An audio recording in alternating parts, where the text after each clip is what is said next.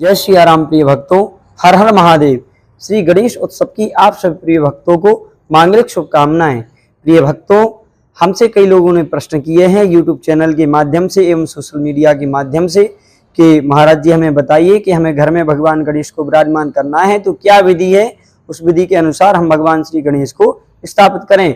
तो प्रिय भक्तों, यह जानकारी प्राप्त करने से पहले यदि आप हमारे यूट्यूब चैनल पर श्री आनंद जी महाराज यूट्यूब चैनल पर यदि आप नए हैं तो हमारे चैनल को सब्सक्राइब कर लीजिए, लाइक कर दीजिए, बेल आइकन का बटन दबा दीजिए। प्रिय भक्तों, हम आपको बताएंगे आज कि विशेष रूप से हमें क्या करना चाहिए। देखिए प्रिय भक्तों, सर्वप्रथम तो हम सिर्फ इतना आपसे कहना चाहते हैं कि भगवान गणेश आदि हम किसी भी भगवान का पूजन करें तो हमारे मन में जो भाव हैं वो भाव हमारे भगवान के प्रति समर्पित रहने चाहिए। हम भगवान की सेवा में रहें और हमें बड़े ही सच्चे मन से भगवान की श्रद्धा भाव से श्राद्ध दिवस पूजा करनी है। और यह भाव ही हमारा सबसे बड़ा विधि है और सबसे बड़ा नियम है और सबसे बड़ा हमारा जो पूजा का शास्त्रीय नियम है वह नियम भी है। प्रिय भक्तों, हमारे मन में भाव सिर्फ स्वच्छ और भगवान के प्रति समर्पित होना चाहिए और हमें किसी भी अत्यंत विशेष जानकारी की जरूरत नहीं है। प्रिय भक्तों, यदि हम घर पर बिना पंडित जी की मदद के भगवान श्री गणेश का पूजन कर रहे हैं, उन्हें बिठा रहे हैं, तो आपको कुछ नहीं करना है। एक आपको धातु का कलश चाहिए, पीतल का हो आपका या आपका तांबे का हो या और किसी भी धातु का। यदि प्रिय भक्तों धातु का उपयोग में ना आ सके तो हमें वहां पर मिट्टी के कलश को भी हम उपयोग कर सकते हैं। उस कलश में हमें जल भरना है, जल में अक्षत, रोली, सुपारी वगैरह सब हमें छोड़ देनी है, दूर्वा छोड़ देनी है। उसके ऊपर हमें एक नारियल को रखना है, नारियल में कलावा और एक वस्त्र हो यदि आपके पास में तो वस्त्र लपेट कर, यदि वस्त्र ना हो सके तो आप कलावा लपेट कर, कलावा वस्त्र ऊपर से पहनाकर आप नारियल को कलश के ऊपर रख दें। कलश में आप पंच पल्लव लगा दें, यदि हो सके। पंच पल्लव ना हो सके तो आम की या अशोक के पल्लव लगा दें आप।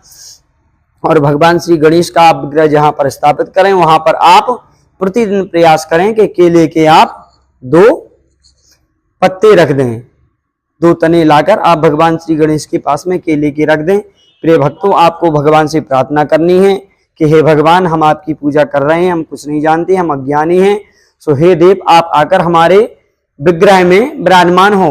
तो प्रिय भक्तों, आपकी है शांतिपूर्ण और सरल स्वभाव की प्रार्थना के अनुसार भगवान गणेश स्वयं ही आकर स्वतः ही उस विग्रह के अंदर निवास करेंगे।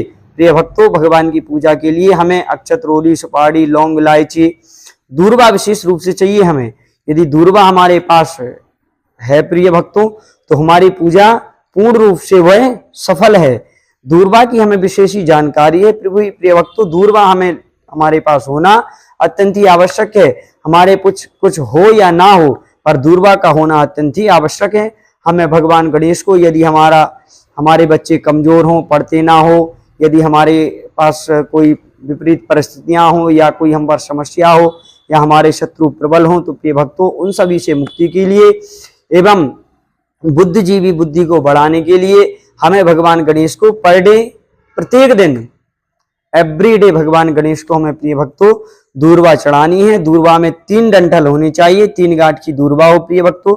नीचे से उनकी जो मिट्टी वगैरह की तनी हो तो उसको निकाल दें एक साइड। और प्रिय भक्तों, वह दूर्वा हमें ओम गम गणपतये नमः इस मंत्र से 108 बार भगवान श्री गणेश को चढ़ानी है। 7 दिवस बाद जब आप भगवान की पूजा से पूर्ण हो जाएंगे तब आपको पता चलेगा प्रिय भक्तों कि आपने क्या किया। आपको वह फल मिलेगा, वह पुण्य मिलेगा कि आपके कई वर्षों के रुके हुए कार्य आपके पूर्ण हो जाएंगे, आपके सभी कार्य बनने लगेंगे।